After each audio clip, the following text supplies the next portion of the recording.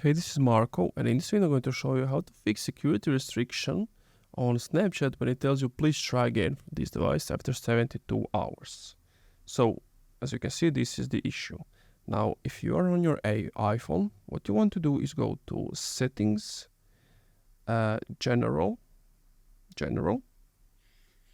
iPhone Storage, and basically you want to find Snapchat. You would click on it, and here you want to delete the app or clear cache. Once you deleted the app, go to App Store or Google Play Store, pin Snapchat, and then just download it again. If you are on an Android, go to Settings, App Management, App List, find Settings, find Snapchat, click on Storage and Cache, and then at the bottom you want to click on Clear Cache, and then the cache will be cleared, and that's pretty much it.